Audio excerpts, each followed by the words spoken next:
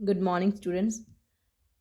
Today we are going to do the next part of chapter 8 comparing quantities, that is the exercise 8.3. So first concept of the exercise is increase or decrease as a percent.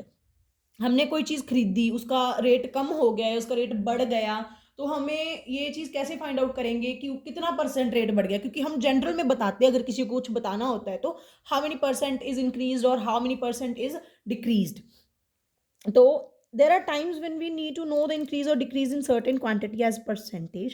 Let अगर एक state की population 5,50,000 से increase होकर 6,05,000 हो गई है, तो increase in population can be understood better if we say the population is increased by 10%. अगर हम बोले कि 10% पॉपुलेशन बढ़ गई है तो we can easily understand, rather than हम बोले कि 5,50,000 से वो 6,05,000 हो गई है.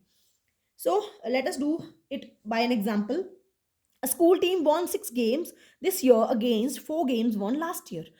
लास्ट ईयर उन्होंने 4 गेम्स जीती थी, दिस ईयर उन्होंने 6 गेम्स जीती हैं. तो what is the percentage increase? So increase in number of wins. पिछले साल 4 जीती थी, अब 6 जीती है, तो 6 - 4 2 गेम्स उसने उन्होंने पिछले साल से ज्यादा जीती है. तो percentage increase is equal to amount of change, जितना चेंज हुआ है, अपॉन ओरिजिनल अमाउंट इंटू 100. तो हमने परसेंटेज के केस में करना ही करना है. तो ये आ जाएगा 2/4 into 100, that is equal to 50% वो जीत चुके हैं पिछले साल से अब तक. नेक्स्ट थिंग इसमें आती है आपके price related to an item और buying and selling. The thing कितने में हमने बाय करी, कितने में हमने बेची वो चीज, and how to find the profit और लॉस एज अ परसेंटेज. बेटा in the previous classes you have learned कि अगर एसपी सीपी से बड़ा होता है तो प्रॉफिट होता है, अगर दोनों बराबर होते हैं there is no profit no loss, and if CP is greater than SP तो देयर इज अ लॉस. तो हमें इजीली देख के पता चल जाता है भी हमें किस चीज में प्रॉफिट हुआ है और किस चीज में हमें लॉस हुआ है. So taking an example, the cost of a flower vase is ₹120. If the shopkeeper sells it at a loss of 10%, find the price at which it is sold. So we are given with the CP 120%, 120 rupees, and loss is 10%. तो हमें find out करना है SP. तो बेटा we are having formulas for this, जो मैंने आपको already of your notebooks पे लिखवाया हुआ है. So this is the formula. There are 4 formulas in which SP और CP हमें फाइंड आउट करना होता है जब हमें प्रॉफिट या लॉस परसेंट दिया होता है. तो 100 minus 10 upon 100 into 120, 90 upon 100 into 120. Zero के साथ जीरो कैंसिल आउट हो जाएगी, इस जीरो के साथ ये जीरो कैंसिल आउट आ जाएगी. तो ₹108 is your SP. In case of loss SP हमेशा CP से छोटा होता है. तो नेक्स्ट थिंग इज बेटा charge given on borrowed money और सिंपल इंटरेस्ट. अगर हम किसी से कोई चीज बोरो करते हैं तो हमें कुछ चार्ज देना पड़ता है, कुछ उसको पैसे देने पड़ते हैं. सो इन दिस केस उसको हम बोलते हैं सिंपल इंटरेस्ट. अगर मैंने किसी से कुछ पैसे लिए हैं, I have borrowed some money, तो उस चीज को हम बोलते हैं प्रिंसिपल अमाउंट, जो मैंने उससे मूल चीज ली है, जो पैसे मैं उसको यूज करने के लिए दे रही हूं, that is known as interest. And जो चीज हमने, जो अमाउंट होती है वो होती है जो चीज हमने एंड में उसको लौटानी है. तो amount is equal to principal plus interest.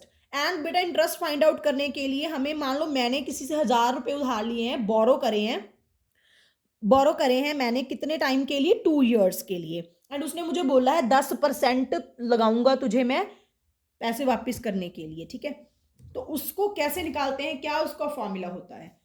To find simple interest, SI से हम उसको डिनोट करते हैं.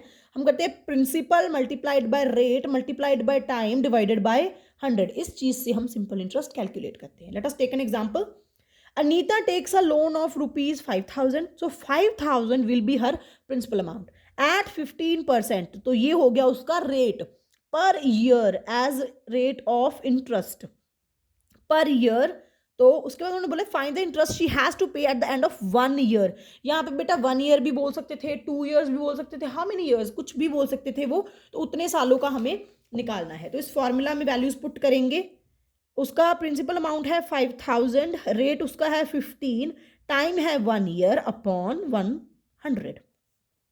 2 zeros के साथ 2 zeros कैंसिल हो जाएंगी, 50 इंटू 15, 15 5 ज़ा 75, तो ₹750 है जो उसको एज अ इंटरेस्ट देने हैं। तो उसको अमाउंट कितनी लौटानी है, उसको हम प्रिंसिपल में सिंपल इंटरेस्ट को प्लस कर देंगे। So principal is 5000 plus ₹750, that is 5750 rupees that she has to return at the end of 1 year। ठीक है जी। सेम थिंग अगर आपको ज़्यादा दिया हुआ है, 3 साल 4 साल दिया है, आप लोग कर सकते हो। Solve the exercise and practice question given. If you have any kind of problem, you can comment below. Thank you. Have a nice day.